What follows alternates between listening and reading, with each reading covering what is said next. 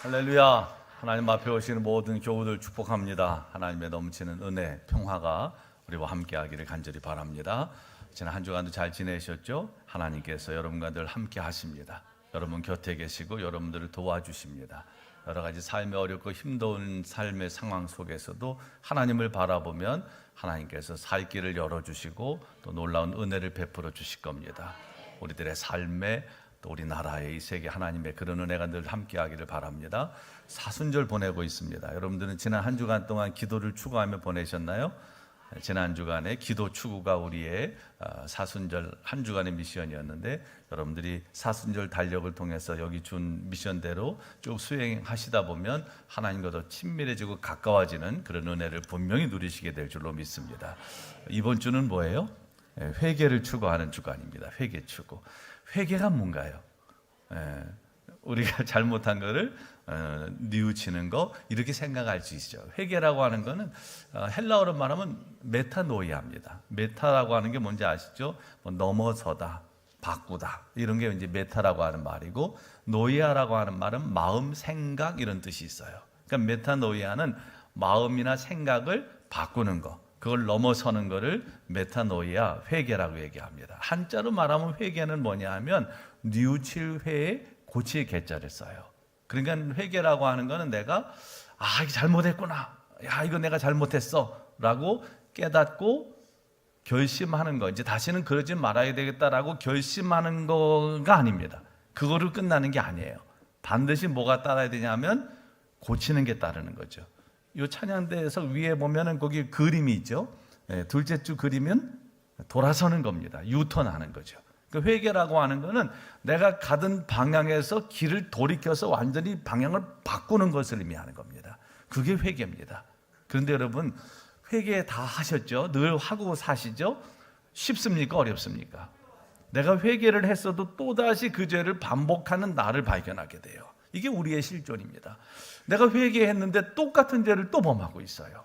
그러니까 우리가 회개라고 하는 거는 내가 스스로 뉘우치고 고칠 수 없다고 하는 것을 진심으로 인정하는 단계까지 가는 겁니다. 이건 내 힘으로 안 되는구나, 철저하게 하나님의 은혜가 아니면 불가능하구나, 이거를 인정하는 것이 진정한 회개입니다.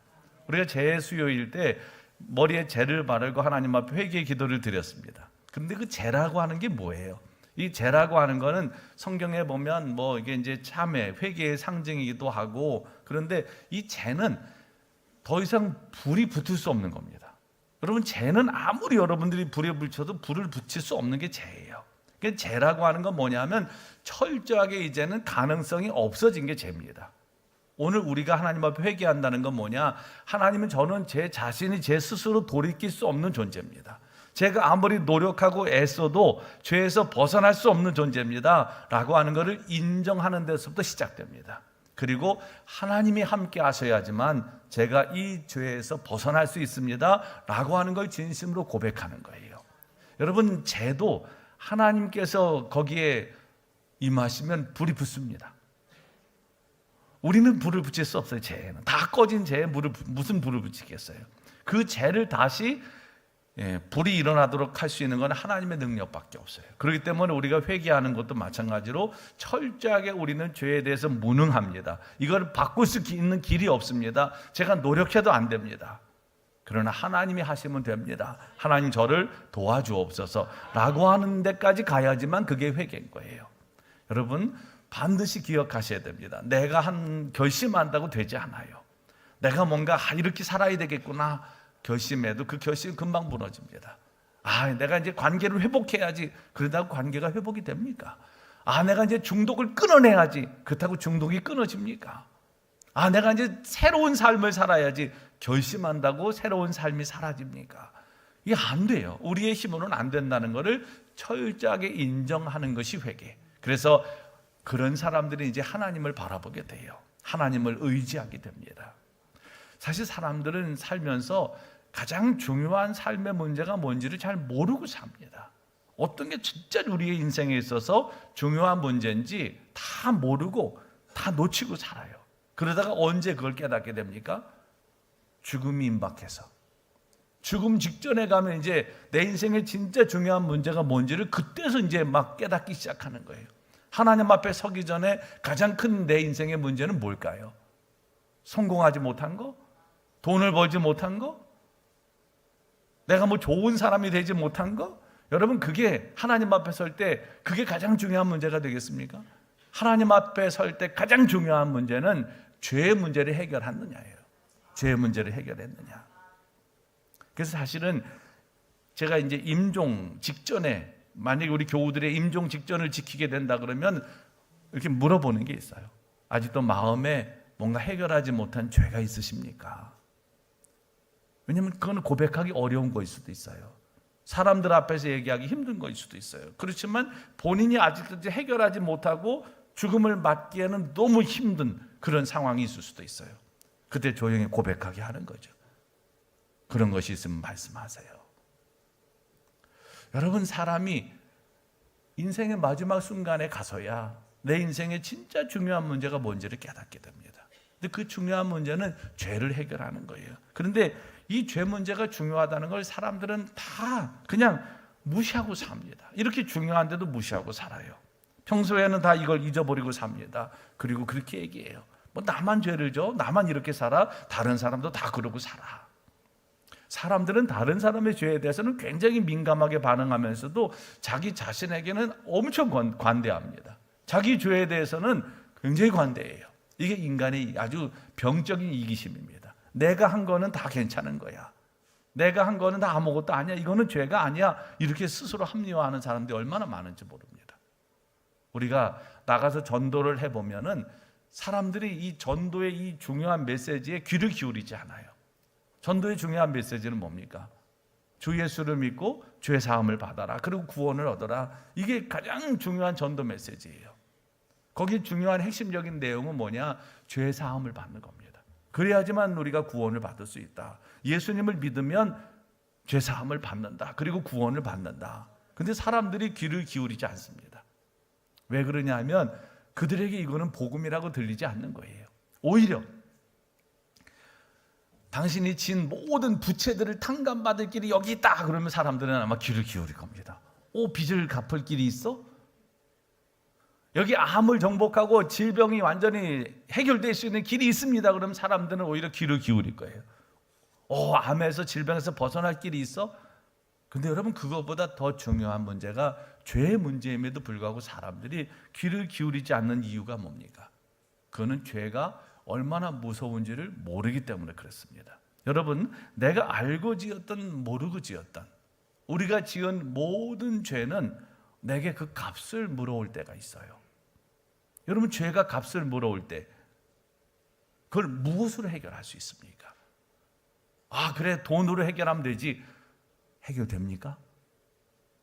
내 힘으로 해결하면 되지. 해결됩니까?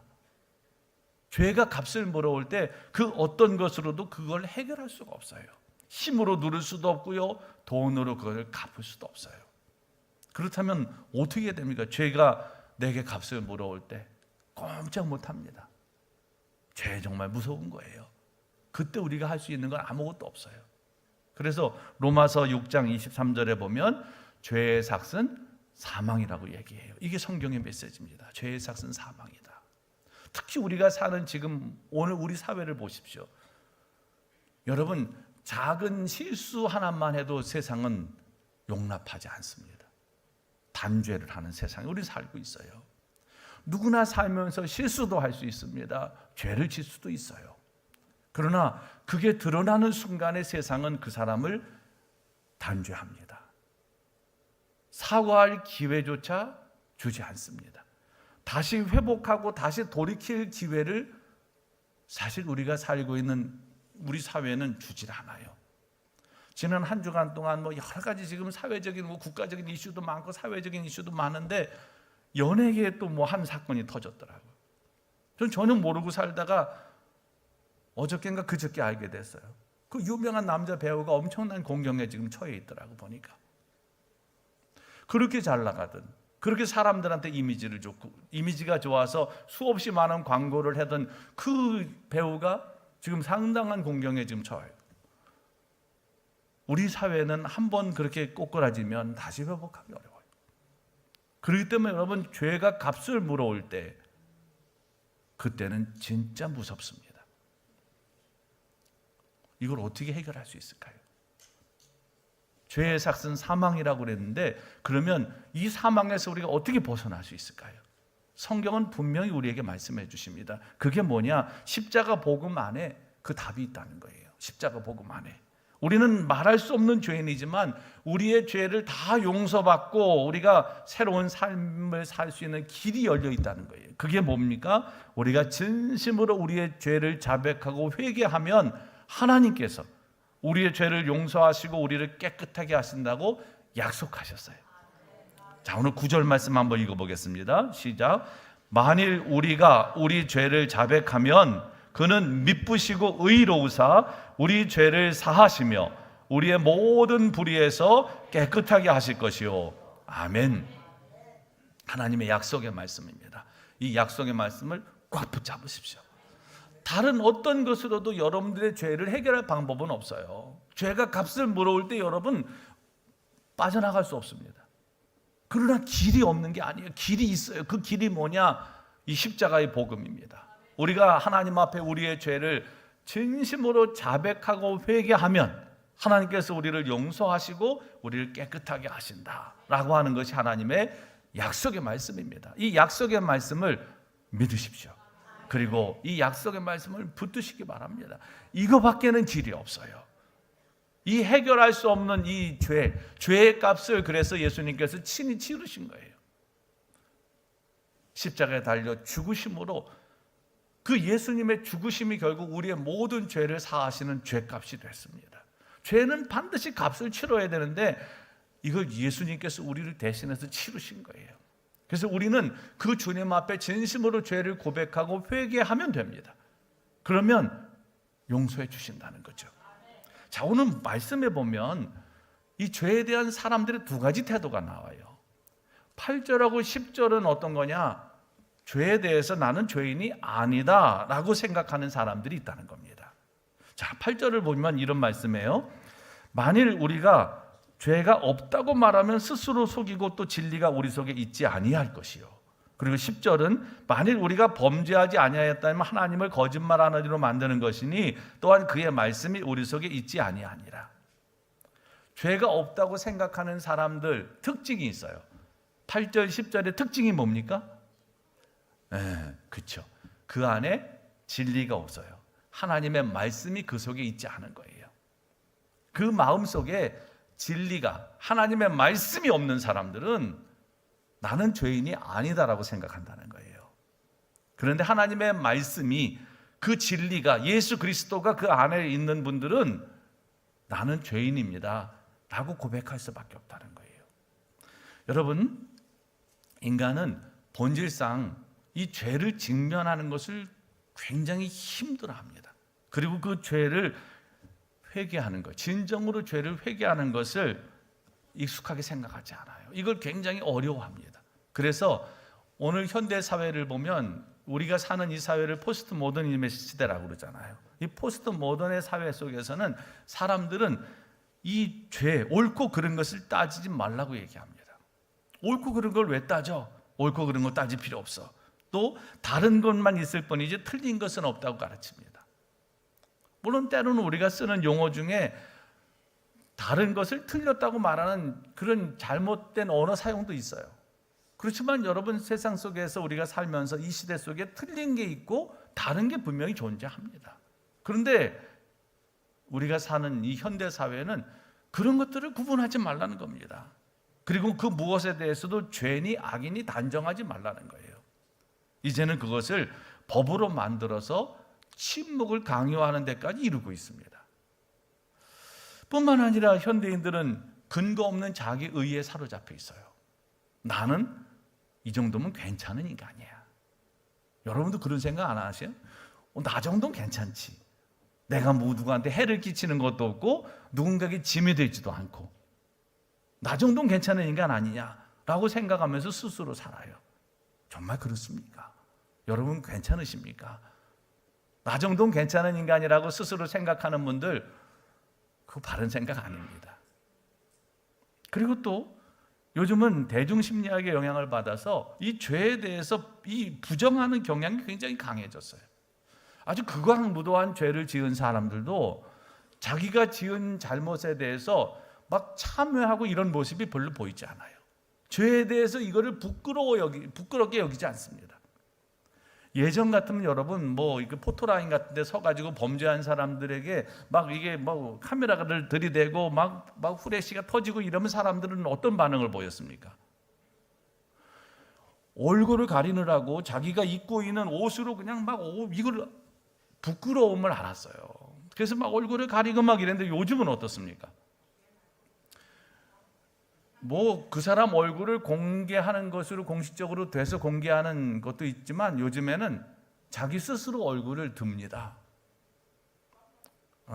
뻔뻔해요. 아무리 큰 죄를 졌어도 요즘에는 그걸 죄라고 생각하지 않는 거예요. 그리고 그냥 고개를 들고 당당하게 사진을 찍습니다. 카메라에 찍힙니다. 여러분 이게 얼마나 무서운 건지 아십니까? 예전에 사극을 보면 어땠어요? 사극을 보면 뭐 그때 무슨 수사를 얼마나 과학적으로 했겠습니까? 그러니까 이제 어쨌든 이렇게 했다가 대충 증거 나오면 그 증거 가지고 이제 뭐 사또가 그러잖아요. 한마디만 하면 됩니다. 네 죄를 네가 알렸다 그러면 어떻게 해요? 죽여주옵소서가 나오잖아요. 죽여주옵소서. 네 죄를 내가 알렸다 그러면은 이 죄인이 뭐 그게 자기가 지금 뭐가 밝혀졌는지도 모르면서 그 한마디에 바로 나오는 반응은 죽여주옵소서입니다. 죽여주옵소서. 자기 죄를 쉽게 인정하는 거죠. 요즘에 그랬다가는 증거 대봐. 증거를 제시해. 뭐 이렇게 나오는 거죠. 벌써 다 정황이 파악이 됐고 증거가 수집돼도 사람들은 당당합니다. 심지어는 내가 이런 죄를 지은 거는 이건 내 어렸을 때부터 내가 그렇게 살아온 환경이 나를 이렇게 만들었어. 이 사회가 나를 그렇게 만들었어 라고 말하는 사람들도 엄청 많습니다. 내가 어렸을 때부터 받아온 상처가 오늘 나로 하여금 이런 범죄를 저지르게 했다라고 당당하게 이야기합니다. 여러분 그 말이 맞습니까? 그러면 그런 상처를 받고 산 사람은 다 범죄자가 됩니까? 그렇게 상처를 입고 어두움 속에 살고 그렇게 힘든 삶을 살았고 정말 사회에 여러 가지 보호를 못 받고 혜택을 못 받고 산 사람들이 다 범죄자가 되는 건 아니잖아요. 오히려 그런 사람들 중에는 자기가 불우한 시절을 보냈기 때문에 자기가 그런 상처가 있기 때문에 오히려 그것이 사명이 돼서 아픔이 사명이 돼서 다른 사람을 돕는 일에 더 열심인 사람도 세상에는 얼마나 많습니까? 다 똑같이 상처를 입었고 다 똑같이 아픔을 겪고 다 똑같이 그렇게 힘든 상황 환경에서 자랐는데 누군가는 범죄자가 되고 누군가는 오히려 사람들을 유익하게 하고 사람들을 돕는 사람이 되는 차이는 결국 그거는 범죄를 하고 당당하게 이거는 내가 오히려 피해자다 라고 말하는 사람들의 말이 얼마나 틀린 말인지를 우리에게 보여줍니다. 사랑하는 여러분, 예수 그리스도를 주님으로 믿는 모든 사람들은 이렇게 착각, 자기 기만, 속임수에서 벗어나야 됩니다. 여기 이 성경에 나오는 죄라고 하는 것은요, 이거는 어떤 행동을 가리키는 말이 아니고 상태를 가리키는 말입니다. 사람들은 모든 사람들이 죄인이다라고 말하면 동의하지 않아요. 왜? 너는 죄를 짓지 않았다 라고 생각하기 때문에 그렇습니다. 그런데 성경에서 말하는 모든 사람이 죄인이라고 하는 이 말은 행동을 의미하는 말이 아니고 뭐라고요? 상태를 의미합니다. 상태. 이 상태는 뭐예요? 나는 죄를 지을 수밖에 없는 상태에 있습니다 라고 하는 걸 고백하는 거예요. 다른 말로 말하면 나는 죄의 유혹 앞에 무력합니다 라고 하는 걸 인정하는 겁니다. 왜 우리가 이런 상태에 빠졌습니까? 그 대답이 창세기 3장에 있어요. 아담과 하와가 타락을 하면서 하나님을 떠나면서부터 인간은 죄의 바이러스에 오염됐어요. 그래서 언제든지 죄를 지을 수 있는 가능성을 가지고 있습니다. 그게 인간이라는 거예요. 그런 상태에 우린 놓여 있다는 겁니다. 여러분들이 실제로 행동을 해서 죄를 지었던 짓지 않았던 늘 죄를 지을 수 있는 상태에 있다는 거예요. 내가 그거를 인정하는 게 나는 죄인입니다라고 하는 고백 속에 담긴 거예요. 바울도 말년에 이런 고백을 해요. 디모데전서 1장 15절에 보면 죄인 중에 내가 괴수다. 내가 죄인의 우두머리라는 거예요. 근데 이게 이 바울의 고백이 이 초년의 고백이 아닙니다. 바울의 인생의 말년에 그렇게 복음을 전하고 하나님의 영광에 살았던 바울이 인생의 말년에 한 고백이라는 거에 주목해 봐야 돼요. 그렇게 하나님의 영광을 위해서 살았던 바울마저도 나는 죄인 중에 괴수라고 고백을 했어요. 하물며 오늘 우리들이겠습니까? 그래서 그런 말이 있어요. 진정한 그리스도인은 예수 그리스도밖에 없다. 라는 말이 있어요. 진정한 그리스도인은 그리스도밖에 없다. 이게 뭔 말입니까? 네, 우리는 진정한 그리스도인 될 수 없는 거죠. 사실 다 죄인일 뿐이에요. 우리는 내가 그리스도인이라서 의로워졌다. 이거는 하나님이 나를 그렇게 믿음을 통해서 의롭다 인정을 해주신 것뿐이지 우리가 의로운 사람은 아닙니다. 그렇기 때문에 항상 우리도 바울처럼 그런 심정을 가지고 살아야 돼요. 내가 죄인 중에 괴수다. 뭐 아멘을 한 번도 안 하시네요. 아니 괴수는 아니시구나. 그냥 쪼리개 정도는 내가 죄인 중에 괴수다. 이게 오늘 바울의 고백이고 오늘 우리의 고백일 수밖에 없어요. 이렇게 하나님 앞에 그 사실을 인정하면 신실하신 하나님, 의로우신 하나님께서는 우리 죄를 용서하시고 모든 불의에서 우리를 깨끗게 하신다고 약속을 하십니다. 자, 오늘 말씀이 죄는 우리를 하나님께로부터 멀어지게 하지만 우리가 그 죄를 자백하고 회개하면 하나님이 우리를 이렇게 하신다는 거예요. 자, 오늘 이 9절 말씀에 죄를 자백한다. 여러분이 자백한다는 건 어떤 의미가 있어요? 이 자백하는 거는 단순히 그 잘못을 인정하는 행위만을 의미하는 것은 아닙니다. 마음 깊은 곳에서부터 나오는 회개를 의미하는 말이고 우리의 죄를 감추지 않고 하나님 앞에 내어놓는 진실한 고백을 의미하는 말이 바로 이 자백이라고 한 말이에요. 그러니까 자백은 단순히 나 이런 죄 졌어 이게 아니라는 거예요. 정말 마음 깊숙한 곳에서부터 나오는 회개 그리고 마음 깊숙한 곳에서부터 나오는 진실한 고백 그게 자백이라는 거죠. 죄를 자백할 때 우리는 이 죄책감과 두려움에서 해방될 수 있고 그리고 죄를 숨기고 감추려 할 때 우리의 영혼은 쥔 눌리지만 우리가 죄를 진심으로 자백하고 회개하게 되면 평안을 얻게 됩니다. 그리고 하나님과의 관계가 회복되게 돼요. 그래서 여러분들이 죄가 있다면 진심으로 마음 깊숙한 곳에서부터 이거를 통회하시면서 회개하시고 진실한 마음으로 하나님 앞에 그 죄를 고백하시기를 바랍니다. 그러면 미쁘시고 의로우신 하나님이 우리를 용서하신다. 미쁘시다는 게 뭐예요? 하나님이 약속에 신실하시다라고 하는 의미가 미쁘다는 말입니다. 하나님은 약속에 신실하신 분, 약속하신 것을 반드시 지키시는 분, 말씀하셨으면 그 말씀대로 이루시는 분, 그분이 바로 하나님이십니다.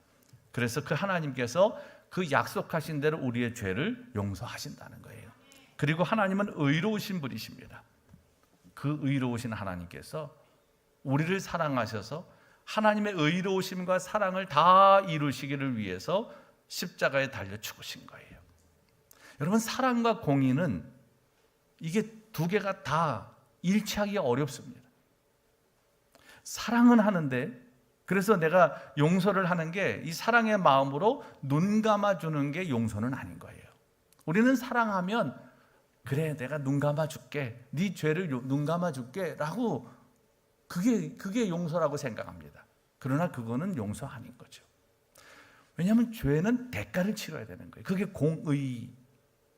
공의는 뭐예요? 죄의 대가를 치러야 되는데 그러면 사랑과 공의가 같이 이루어지려면 어떻게 됩니까? 그 죄에 대한 값을 받아야 되는 거죠. 그래서 하나님께서는 인간의 몸을 입고 이 땅에 오셔서 십자가를 지심으로 우리를 향한 하나님의 사랑 그리고 공의를 완성하신 거예요. 죄값을 치르신 겁니다. 여러분 아주 고전적인 예화 중에 그런 거 들어보셨죠? 어떤 나라에 너무 절도범이 많았어요. 그래서 왕이 선포를 합니다. 지금부터 도둑질하는 사람들은 눈을 빼겠다. 눈을 빼겠다. 왜냐하면 자꾸 눈의 유혹으로 사람들이 도둑질을 하게 되니까 유혹을 받지 않게 해서 두 눈을 빼겠다고 공포를 했어요. 그리고 난 다음에 가장 먼저 절도를 하다 잡혀온 사람이 누구였냐? 왕의 아들이었어요. 어휴, 어떻게 이렇게 잘하세요? 왕의 아들이었어요. 왕의 아들. 그러니까 왕이 이걸 어떻게 해야 되나 고민을 했어요. 아들의 두 눈을 다 빼야 되는 겁니다. 그 법대로 하면. 그러나 아버지는 또 아들에 대한 사랑의 마음이 있어요. 그러니까 이 사랑과 공의를 다 충족시키려면 어떻게 해야 되겠습니까? 고민을 하다가 이 왕이 결단을 내립니다. 그렇죠. 자기 눈을 하나 빼고 아들의 눈을 하나 빼는 거예요. 그래서 사랑과 공의를 완성했다는 거예요. 하나님은 사랑과 공의를 완성하기를 위해서 친히 인간의 몸을 입고 이 땅에 오셨고 십자가에 달려 죽으심으로 그 문제를 해결하셨어요. 그렇기 때문에 우리가 이 미쁘시고 의로우신 하나님 앞에 우리의 모든 죄를 진심으로 고백하고 회개하면 우리를 용서하시는 겁니다. 그런데 여러분, 우리를 이 용서하신다고 할 때 이 용서를 우리는 가볍게 생각하면 안 돼요.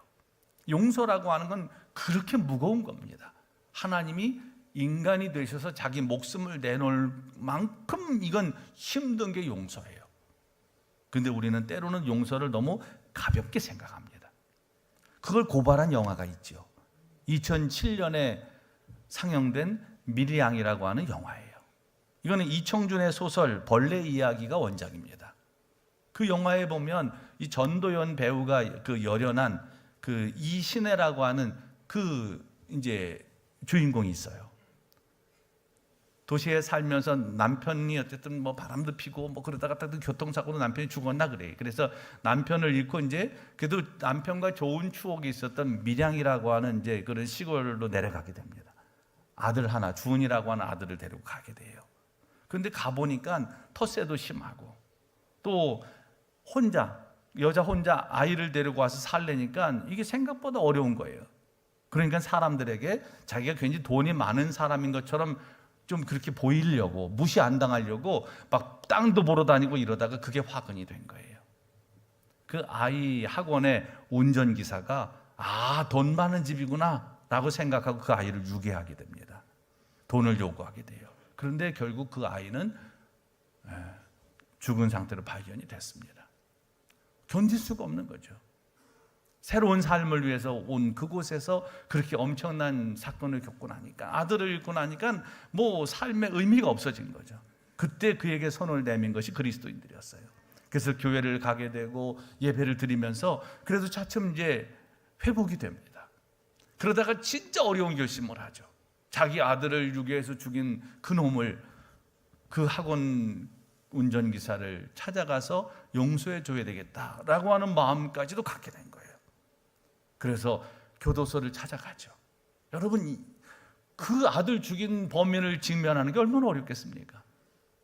그 두렵고 떨리는 마음, 정말 분노에 찬 마음, 이런 것들을 신앙의 힘으로 이겨가면서 거길 가서 만나는데 기가 막힌 장면이 펼쳐집니다. 글쎄 이 범인이 그런 얘기를 하는 거예요. 너무나 평화로운 얼굴로 주님께서 자기를 용납해 주셨고 자기 죄를 다 용서해 주셔서 자기가 자기 죄를 용서받았다고. 이 애기 엄마가 오열을 하죠. 도대체 내가 용서하지 않았는데 누가 이 사람을 용서할까?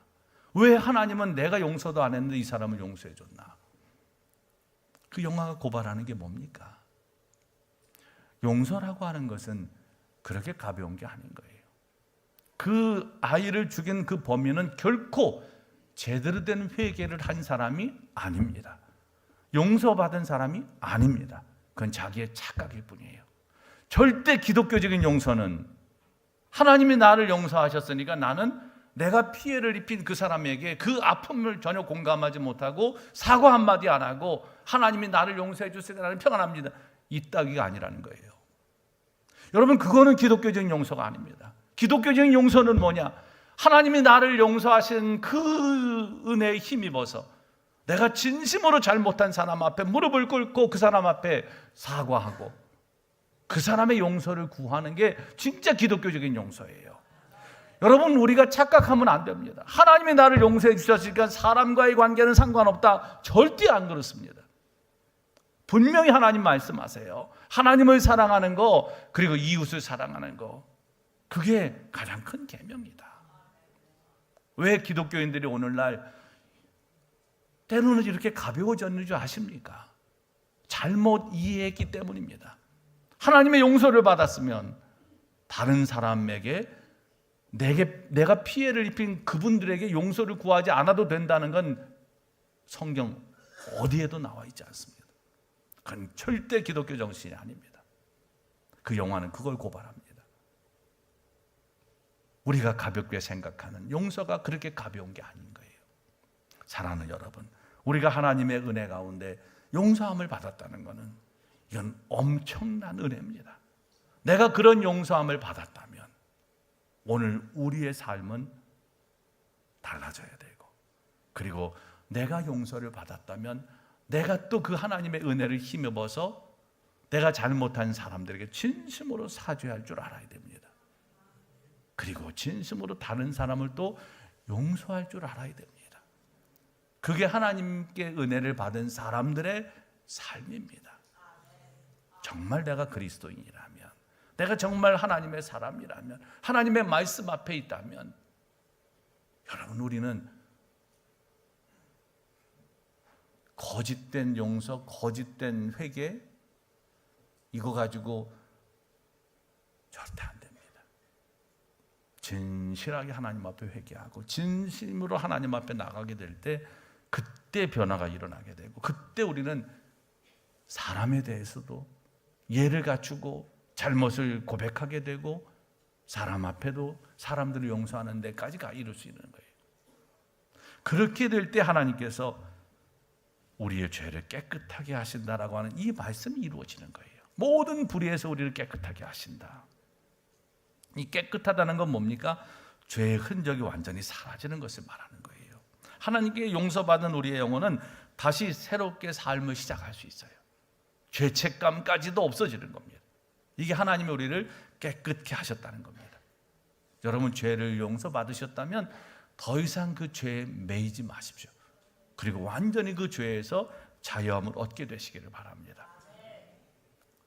가끔 보면 하나님께 죄를 용서받았음에도 불구하고 자기가 자기 자신을 용서하지 않는 분들이 있어요. 하나님이 용서하셨음에도 불구하고 자기가 자기를 용서하지 않아. 그때 내가 그렇게 해서 이런 어려움을 겪었어. 그때 내가 그렇게 해서 이런 재산을 손실, 그때 그렇게 해서 누군가가 생명을 잃었어. 그때 평생 떨칠 수 없는 기억일 수는 있습니다, 여러분. 그렇지만 하나님이 나를 용서하셨다면 이젠 여러분도 여러분 자신을 용서하십시오. 그래서 자유로워지십시오. 하나님 안에서 평안을 누리십시오. 그게 하나님께서 여러분에게 원하시는 것이고 여러분을 용서하신 이유입니다. 평생도록 너무 자기를 자책하면서 지내지 마십시오. 이제는 하나님의 용서가 임했다고 확신하신다면 그 사건에서, 그 일에서 이제 자유하십시오. 그리고 남은 삶은 하나님의 평안을 누리면서 사십시오. 그게 하나님께서 우리를 용서하신 이유입니다. 사랑하는 여러분, 오늘 이 말씀을 이번 한 주간 동안 삶에 적용하시면서 사순절 달력을 가지고 매일매일 미션을 행하시는데 우리는 끊임없이 죄를 범합니다. 그리스도인들이라 해서 죄를 짓지 않고 사는 건 아니에요. 다만 최소한 그리스도인이라면 고의적이고 상습적인 죄만큼은 지면 안 됩니다. 우리가 그리스도인이라면 여러분 최소한 고의적인 죄는 짓지 말아야 돼요. 고의적인 죄는. 이 중요한 얘기를 하는데도 눈이 감기십니까?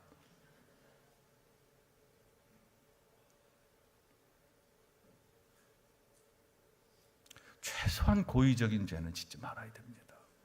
알면서 고의로 누군가를 넘어뜨리고 알면서 고의로 누군가를 파괴시키는 거, 그건 그리스도인은 아닙니다. 그리고 상습적인 죄는 짓지 말아야 됩니다. 상습적인, 계속 반복되는, 안 됩니다. 그리고 매일매일 죄에 대해서 회개하셔야 됩니다. 진심으로 하나님 앞에 마음을 열어서 회개하셔야 됩니다. 그러면 하나님께서 우리의 죄를 용서하시고 우리를 깨끗하게 해주실 겁니다. 그리고 그렇게 용서받은 여러분 자신을 귀하게 여기시고 다른 사람에 대해서도 또 그렇게 용서를 실천하며 살아가시는 복된 삶이 여러분들에게 꼭 있게 되시기를 간절히 바랍니다. 기도하시겠습니다. 이 시간 기도하실 때, 하나님, 우리는 지금까지 살면서 여러 죄를 짓고 살았습니다. 이 죄가 값을 물어온다면 우린 감당할 수 없습니다. 이 죄가 드러나서 값을 물어온다면 우린 누구도 온전할 수 없습니다. 그러나 이 십자가의 복음이 하나님 앞에 모든 죄를 진심으로 회개하고 자백하고 진정으로 회개하는 사람들에게 미쁘신 하나님, 의로우신 하나님께서 우리를 용서하시고 우리를 깨끗해 하실 것이라고 하는 이 십자가의 복음을 믿습니다. 그리고 하나님 앞에 그런 믿음으로 나갑니다. 하나님, 우리를 용서해 주시고 우리에게 한없는 하나님의 은혜를, 하나님의 평화를, 하나님의 자비하심과 자유함을 허락하여 주옵소서. 우리 간절한 마음으로 기도하겠습니다. 거룩하신 하나님 감사합니다. 우리의 모든 삶에 역사하시는 하나님 감사합니다. 오늘 우리가 하나님 앞에 온 마음을 열어 기도합니다. 하나님, 우리가 지은 많은 죄가 있습니다. 아버지 하나님, 아직 해결하지 못한 죄가 있다면 오늘 이 시간 하나님 앞에 진심으로 통회하며 자백하게 하시고 우리의 죄를 용서하시고 우리를 깨끗게 하시는 하나님의 은혜를 힘입을 수 있게 하여 주시옵소서. 이 죄가 얼마나 무서운지를 우리가 깨닫게 하여 주시옵소서. 죄가 값을 물어올 때 그 죄값은 어떤 것으로도 해결할 수 없음을 저희들이 깨닫게 하여 주시고 오직 예수 그리스도의 십자가의 복음이 우리를 살리며 예수 그리스도의 십자가의 복음을 믿는 사람들만이 이 죄의 문제를 해결할 수 있음을 우리가 분명히 기억하게 하시고 오늘 이 시간 하나님 앞에 간절히 기도할 때 하나님, 우리를 용서하여 주시옵소서. 우리의 모든 죄를 하나님 다 소멸하여 주시고 하나님의 은혜로 우리를 자유케 하여 주시옵소서. 하나님이 용서하셨다면 이제 우리도 우리 자신을 용서할 수 있게 하여 주시옵소서. 여전히 죄의 짐에 죄에 묶여 살지 않게 하여 주시고 진정으로 죄에 대해 자유함을 얻게 하여 주시옵소서. 또한 우리가 잘못한 사람들에게 진심으로 우리의 잘못을 고백하게 하여 주시고 또 다른 사람의 죄를 또 용서할 수 있는 그런 마음 하나님 우리에게 허락하여 주시옵소서. 그래서 늘 하나님 은혜 가운데 살게 하시고 예수 그리스도를 추구하며 우리가 정말 하나님의 영광에 살아가도록 주여 우리를 지켜 주시옵소서. 예수님의 이름으로 간절히 기도합니다. 아멘.